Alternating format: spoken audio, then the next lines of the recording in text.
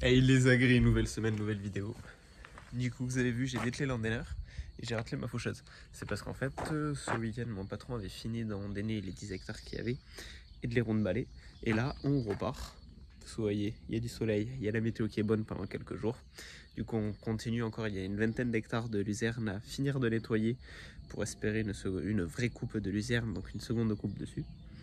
Donc ce matin, un coup de pompe à graisse. Je vais vérifier mon niveau d'huile du boîtier parce que je ne l'avais pas fait la dernière fois. Et quand j'avais fauché sur les plateaux, j'avais vu que j'avais pris des petites pierres. Donc je vais prendre la meuleuse et réaiguiser les couteaux. Voilà. Donc la semaine, je vais expliquer le fonctionnement d'une faucheuse, mais pas vraiment. Donc je vous montre ça. Donc là, j'ai les capots relevés de ma faucheuse. Et là, en fait, ce que je vous explique, ça, c'est toute la partie élément de coupe. Donc la partie élément de coupe est composée de quoi? On appelle ceci une assiette. Et sur chaque assiette, sur ces faucheuses, en tout cas, on a 2 couteaux.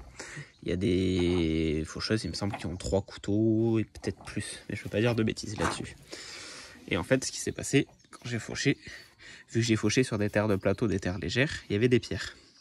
Donc on peut voir qu'en fonction du sens de rotation, donc vous voyez, quand il y a une assiette qui tourne dans un sens, l'autre tourne dans l'autre sens, etc. Et bon, là, ça va, c'est où? Voilà, ici, vous voyez. Là, j'avais chopé de la grosse caillasse. Même là, il est vraiment abîmé. Je vais peut-être le tourner, le couteau. L'échanger. Parce que les couteaux sont, vu qu'ils tournent dans un sens, on peut le monter sur une assiette qui tourne dans l'autre sens. Et comme ça, on va travailler l'autre côté. Bon, là, il est vraiment abîmé. Du coup, lui, je vais le changer. Son voisin, ça va. Lui, pareil. Je vais pas le réaiguiser. Mais des fois, il y en a des couteaux qui sont juste un peu comme ça. Ou juste à la meuleuse, je vais le reprendre, le réaiguiser. Ça ira impeccable. Donc ça, c'est pour l'élément de coupe, du coup. Notre fourrage est coupé. Donc ça, qui est un peu le lamier, frotte par terre. C'est à hauteur de sol.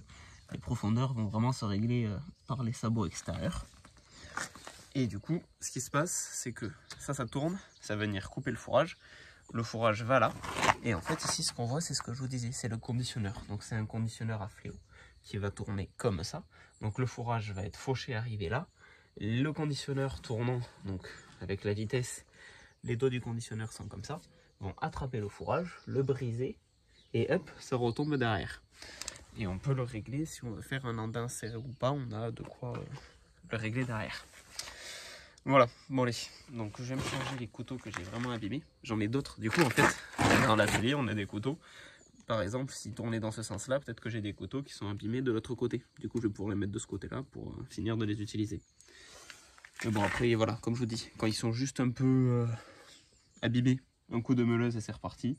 Et si vraiment ils sont beaucoup abîmés, on préfère juste le changer tout simplement.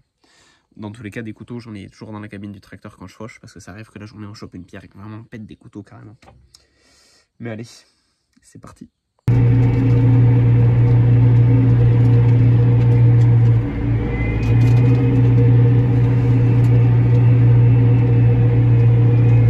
Vous allez me dire, Quentin, pourquoi t'as laissé des ronds d'herbe que t'as pas fauché dans le champ?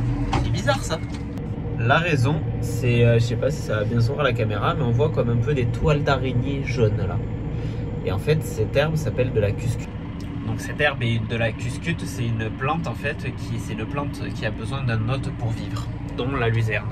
C'est-à-dire que s'il n'y a pas de luzerne, la cuscute est une plante qui ne germera pas, qui ne poussera pas, qui fera rien. C'est une plante qui ne va pas avoir de système de photosynthèse, c'est pour ça qu'elle est jaune cette plante. Parce que quand elle fait de la photosynthèse c'est vert. C'est une plante qui a, je ne suis pas sûr qu'il y ait un système racinaire, ou si un système racinaire il est très faible. Et en fait c'est juste qu'elle va germer et elle va s'accrocher sur la luzerne. Et en fait elle va pomper toute l'énergie de la luzerne et elle détruit la luzerne. Donc ça se passe souvent par rond comme ça. Donc là il y a plusieurs ronds dans cette parcelle.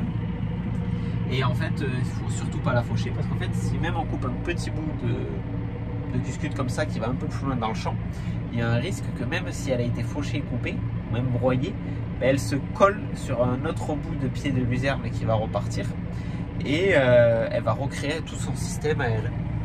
Donc le seul moyen, il n'y a pas de moyen de lutte, surtout qu'ici on est sur du parcellaire en bio, donc mais il n'y a pas de phyto, et même en conventionnel, en soi il n'y a pas de moyen de lutte. S'il faudrait faire des antigerminatifs, sorties d'hiver, pour être sûr et certain qu'elle ne reprenne pas, mais il y a des risques, ça risque de reprendre. Donc là on a laissé les ronds comme ça et ce qui va être fait c'est qu'on va, une fois qu'on aura fauché et tout, on qu'on aura endainé tout ça, ou même peut-être là, on va poser de la paille sur cette herbe jaune et on va la faire brûler. Pour au moins pendant la saison, il n'y a rien. Ou surtout qu'elle ne monte pas à graines et qu'elle graine pas, parce que là, quand ça graine, c'est le pire. Donc là, elle est jaune. Après, elle va commencer à tourner vers le orange. Donc là, elle commence à avoir la graine faite. Et après, elle devient rouge et grise. Et là, il ne faut surtout pas y toucher, parce que là, pour le coup, on va renvoyer de la graine partout.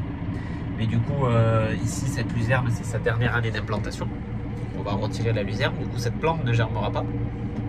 Mais le souci, c'est que bon, il y a beaucoup de graines qui vont se perdre dans les années à suivre, mais que c'est une plante où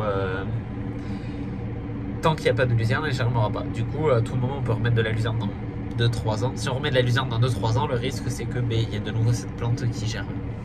Donc faire très attention aussi, parce que là, à tout moment, j'ai essayé de bien faire gaffe en détourant, de ne pas en faucher, parce que si j'en fauche, ça peut se coincer dans la faucheuse. Je vais faucher une luzerne un peu plus loin, et bien bam, ça va repartir dans d'autres luzernes. Donc faire très attention avec ça. Donc cette plante s'appelle la cuscute. Voilà. Donc là j'ai fini de faucher. Je replie ma faucheuse au distributeur. Vous voyez, hop. Tac, elle est repliée. Et on change de champ. Allez, on continue. Voilà, je vous reprends parce que je suis avec le N134. Comme vous voyez, ma bineuse derrière.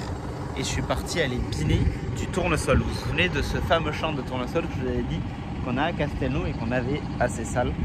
Du coup, on a quand même avec l'herbicide qu'il y a eu, ça n'a pas tout tué. Il y a des choses qui étaient trop développées et tout ça. Même si on allait passer 2 fois et tout ça. Donc la décision a été prise qu'on allait biner cette parcelle. Donc quel est l'intérêt de biner? Je vous montre ça. Donc le tournesol, comme vous le savez, c'est une culture qu'on va semer avec notre monograine à 60 cm d'écartement. Ce qui va nous permettre de pouvoir venir passer dans l'interrang, travailler notre interrang avec notre bineuse pour venir, voilà. Là on a pété pas mal de liserons quand même, hein. On y a fait du mal. Franchement, je suis plutôt content, même des gros trucs comme ça, là, voilà. On a réussi à péter plein de trucs.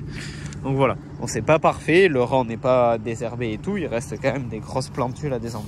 Ah, celle-là, elle est partie. Voilà, des grosses plantules sur le rang qu'on n'a pas réussi à avoir. Je me dépêche un peu de faire les explications parce que si on regarde au-dessus de moi, j'ai un orage qui a tourné autour de moi et qui a arrêté de tourner. Ça tourne fort et qui va bientôt me tomber sur le coin du nez. Du coup, ma bineuse, c'est celle qui a été très modifiée cet hiver. On a un élément avec une roue pour la profondeur et un assortiment dedans que nous on a avec comme des... Bon, ça c'est des vieilles pattes d'oie. Et voilà, essentiellement on l'a monté avec ces pièces qui on appelle ça un cœur. Donc qu'est-ce que moi j'ai fait cet hiver dessus? J'ai créé ce système là de repliage. Donc parce que c'était une seule poutre. Donc j'ai ouvert. J'ai monté un système de charnière avec un parallélogramme qui est ici, raccordé à mon vérin pour pouvoir replier mes éléments sur la route. Et j'ai aussi créé, bon attendez, je vous montre, ceci là, vous voyez là je suis en train de retirer un axe complet. Donc j'avais un fer plat de chaque côté, une cornière et ça me permet que quand je vais travailler, je vais mettre ça. Et ça va éviter que même s'il y a les vérins qui appuient, que ça se relève. Voilà. Après le système au milieu aussi d'appui pour que ça puisse retomber dessus et tout ça. Bon allez, champ terminé. À tout moment il va y avoir un petit éclair le temps que je vais parler qui va tomber parce qu'il y a quelques éclairs qui tombent. J'ai fini ce binage. Je vais rentrer à la ferme. On espère qu'il va pas beaucoup pleuvoir. Bon, à tout moment il n'a pas plu à la ferme parce que c'est pour l'instant dégagé au niveau de la ferme, mais il s'annonçait un orage très très faible à la ferme. Parce que, comme je vous rappelle, on a du foin par terre. Donc c'est pour ça qu'aujourd'hui on aurait dû le faner, mais on a préféré ne pas le faner, le laisser bien tassé, bien andin pour pas qu'il sèche trop, que si tombait un orage, mouiller un foin vert, c'est pas très grave, c'est pas le plus grave. Le plus grave, ça va être de mouiller un foin sec, parce que là pour le coup il va pourrir et on aura une mauvaise qualité. Là on l'a fauché hier, s'il prend quelques gouttes d'eau dessus, il n'y a pas grand risque qu'on altère notre qualité de fourrage. Voilà, bon allez, je plie cette bineuse et on rentre à la ferme, c'est parti.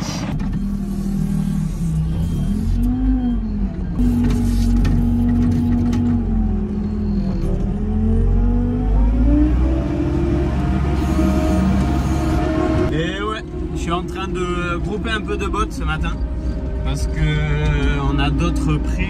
C'est pas ce qui a été fauché en dernier, bien sûr.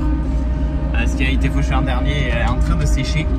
Mais j'attends 10h, 10h30 pour aller endainer nos luzernes, les autres luzernes première coupe qu'on a fait début de semaine.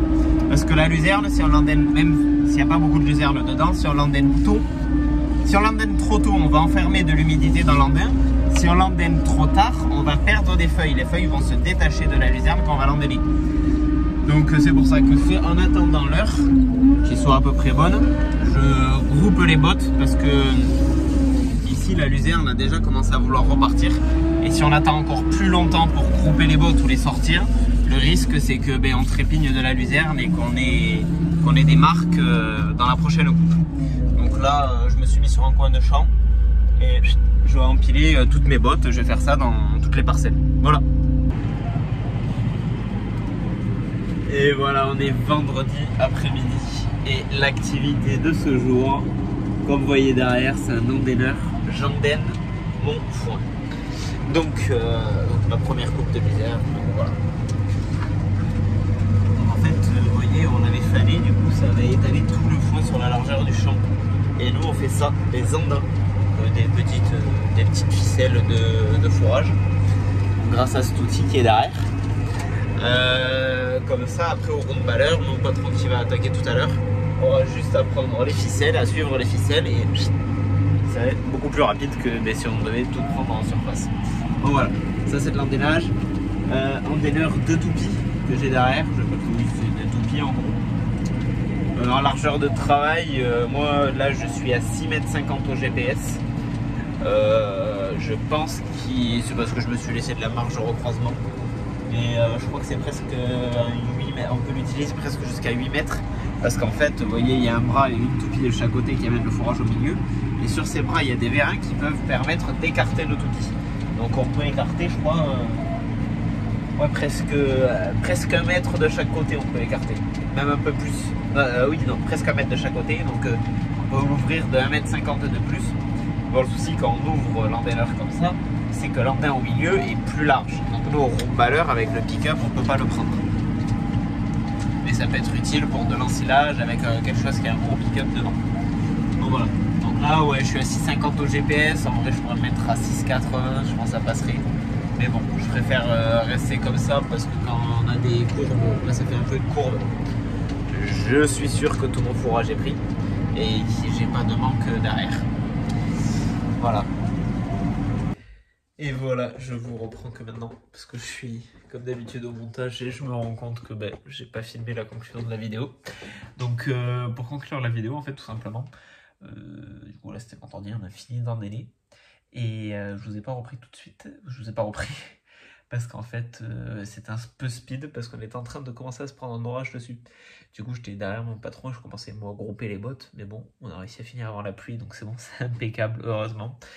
Et il nous restera plus qu'une grosse dizaine d'hectares, peut-être 15, je sais pas exactement. Faut jouer avec lui les surfaces, vraiment là, vraiment de prairies juste. Donc là, il serait censé avoir un peu de rendement que dans les premières coupes de nettoyage de luzerne, comme vous avez pu voir. Voilà, donc tout ça pour vous dire que j'espère que la vidéo a pu vous plaire et je vous dis à la semaine prochaine pour une nouvelle vidéo. Ciao ciao tout le monde.